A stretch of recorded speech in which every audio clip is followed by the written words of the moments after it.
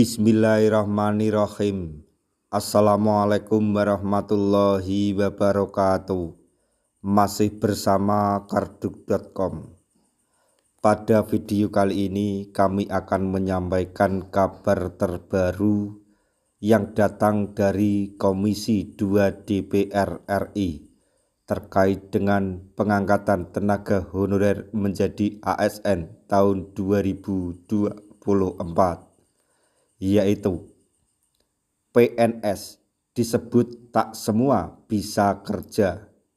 Anggota Komisi 2 DPR RI Kamran Mokhtar honorer yang menjadi pekerja di bawah. Untuk lebih jelasnya silahkan simak video ini sampai selesai.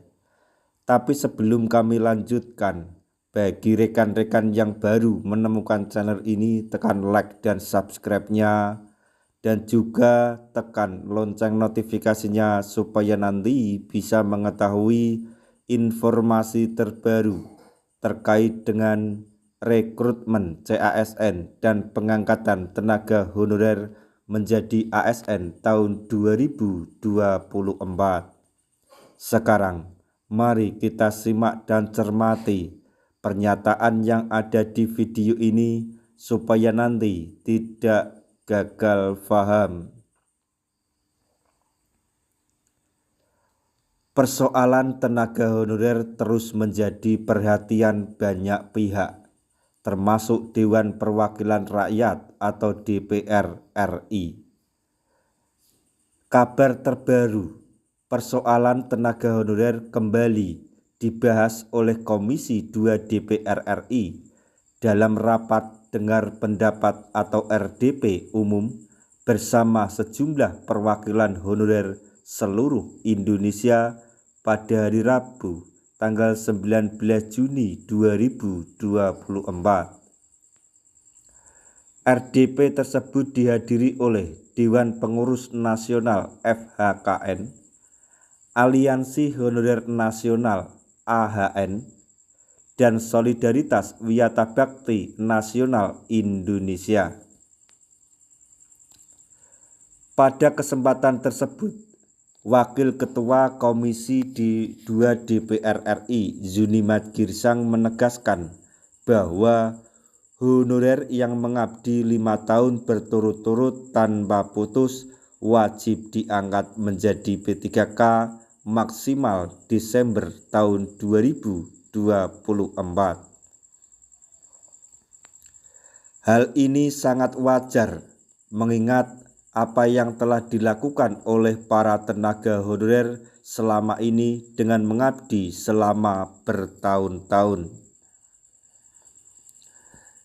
Jadi intinya Komisi 2 DPR RI salah satu wakil ketuanya yaitu Zunimat Girsang menegaskan bahwa tenaga honorer yang mengabdi selama bertahun-tahun bahkan puluhan tahun wajib diangkat menjadi ASN P3K. Senada dengan Zunimat Girsang, anggota Komisi 2 DPR RI Kamran Mokhtar Padomi juga menegaskan bahwa honorer perlu diperjuangkan. Kamran Mokhtar juga menyebut persoalan tenaga honorer selama ini terjadi karena honorer tidak punya akses pada kekuasaan. Akhirnya mereka tak bisa masuk database pemerintah atau database BKN meskipun telah mengabdi selama bertahun-tahun. Jadi tenaga honorer dianggap tidak mempunyai koneksi atau hubungan dengan penguasa sehingga sudah mengabdi selama bertahun-tahun bahkan puluhan tahun tidak masuk database BKN.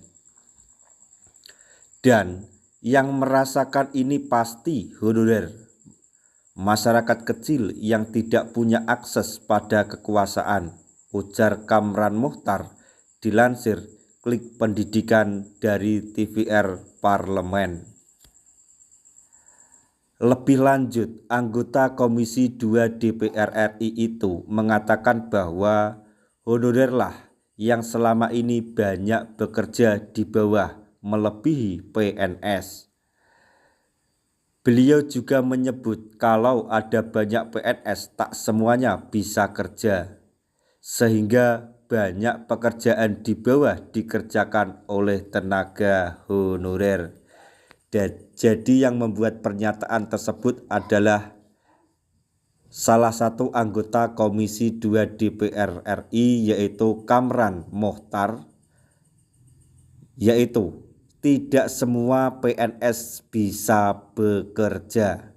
Jadi kalau di bawah itu tenaga honorer lah yang banyak bekerja dibandingkan PNS. Tidak seluruh pegawai negeri atau PNS bisa bekerja di bawah, tidak seluruhnya, justru honorer yang menjadi pekerja di bawah, tegas beliau. Atas dasar tersebut, Kamran Mohtar menegaskan bahwa tenaga honorer memang perlu diperjuangkan meskipun tidak mudah. Masa saudara-saudara kita puluhan tahun mengabdi, tiba-tiba orang lain yang masuk pendataan hanya karena faktor tangan kekuasaan, lanjut Kamran Mohtar. Berdasarkan amanat Undang-Undang ASN nomor 20 tahun 2023, penataan tenaga honorer menjadi P3K wajib diselenggarakan paling lambat Desember 2024. Jadi untuk mendukung upaya dari DPR RI khususnya Komisi 2 DPR RI, kita doakan saja supaya usaha beliau-beliau bisa direalisasikan oleh pemerintah khususnya Menpan RB dan Presiden Jokowi agar semua tenaga honorer yang ada di Indonesia ini seluruhnya mendapatkan keadilan seperti halnya seperti PNS maupun P3K lainnya.